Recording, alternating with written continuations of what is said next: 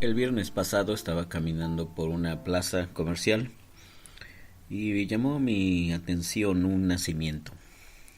Todavía no deja de admirarme eh, esta, esta representación, el niño Jesús, su madre, José, el pesebre, y a unos días de celebrar, de que el mundo celebre la Navidad. Esta imagen es muy intensa y muy poderosa para comunicar una de las grandes verdades del Evangelio. Hay personas que celebran la Navidad y ponen el nacimiento, este, cantan las canciones o los villancicos y finalmente ni siquiera se enteran que habla de Jesús de Nazaret, del evento o de uno de los eventos centrales de la historia de la humanidad, la llegada de Dios a la tierra. Y al estar ahí frente a ese nacimiento que me capturó mi atención, estaba justamente reflexionando en eso tan extraordinario que hizo Dios. Dios se hizo hombre. Así dice el Evangelio de Juan. En el principio era el Verbo, y el Verbo era con Dios, y el Verbo era Dios. Juan 1:1. Y luego Juan 1:14 dice, y aquel Verbo se hizo carne, y habitó entre nosotros, y vimos su gloria, gloria como del unigénito del Padre, lleno de gracia y de verdad. En resumen, Dios se hizo hombre. Lo que miles de años había sido imposible en la literatura de Israel, en la literatura del Antiguo Testamento, en Jesús eso se hace una realidad. En el Antiguo Testamento, en la literatura antigua de Israel, pues Dios no es hombre. Dios y el hombre son totalmente diferentes. Dios es Dios y el hombre pues es el hombre. Pero en Jesús, Dios se hace hombre. Y aquel Verbo se hizo carne y habitó entre nosotros. Dice Baxter Kruger, ninguno de los personajes en el extenso drama de Israel anticipó que Dios llegaría en persona. Nadie pensó eso. Jamás nadie se le ocurrió que Dios llegaría en persona. Porque además es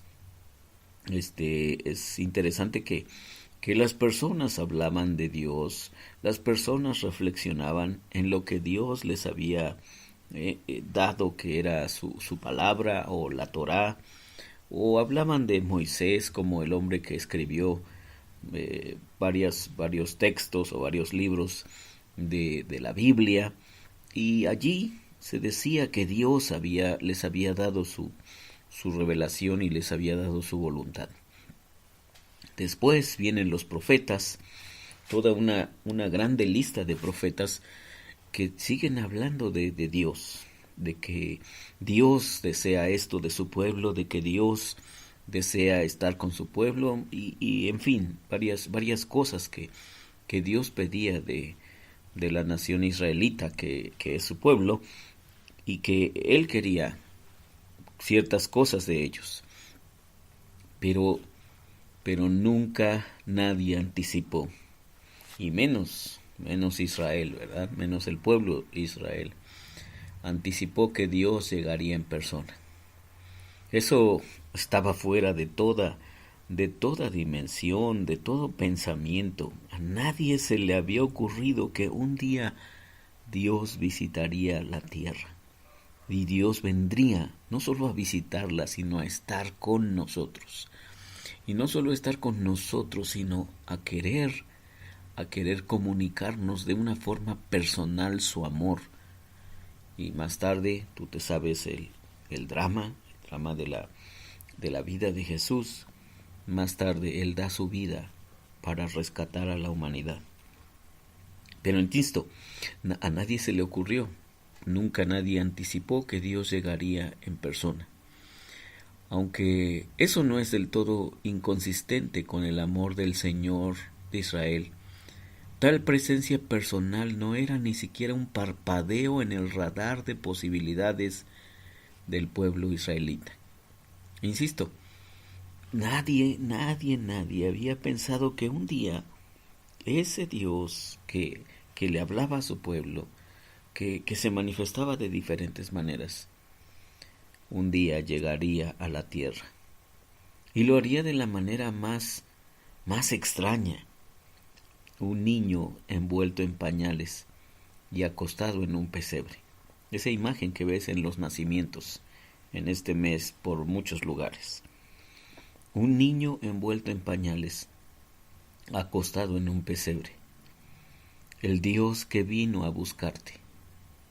Ese es lo revolucionario y lo extraordinario que pasa cuando abres las páginas del Nuevo Testamento y te encuentras con algo increíble, que Dios se hizo hombre. Y después de que todo había pasado en la historia de Israel, de que Dios había hecho tantos milagros y de que Dios los había cuidado de diferentes maneras, pues ni siquiera en sus horizontes más claros se imaginaban que un día el Señor estaría con ellos, vendría a la tierra. ¿Quién hubiera soñado con que el Señor en persona aparecería de pronto? ¿A quién se le ocurrió? Bueno, hay unos pocos de esos atisbos allá en Isaías, ¿no? Emanuel, dice Isaías, habla de un Emanuel, Dios con nosotros. Claro que hay que entender ese texto en su propio contexto, pero Isaías llegó a hablar de un Emanuel, Dios con nosotros.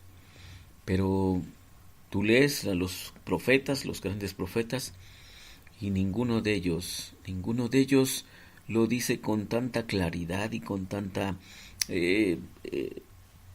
transparencia, vamos a decir, como cuando abres el Nuevo Testamento y te encuentras de una forma tan plástica esa realidad nueva. El niño envuelto en pañales y acostado en un pesebre. Entonces el Señor en persona apareció, pero según Juan el Bautista, Mateo, Marcos, Lucas y Juan, e incluso el incrédulo Tomás y Saulo de Tarso o Pablo, eso es justamente lo que ocurrió. Dios se hizo hombre y vino a buscarnos, vino a querer plantar su tienda de campaña en nuestra humanidad caída, en nuestro mundo que se está resquebrajando y que allí se hace presente para que tú y yo podamos tener acceso a su amor, para que tú y yo podamos tener acceso al Padre Celestial.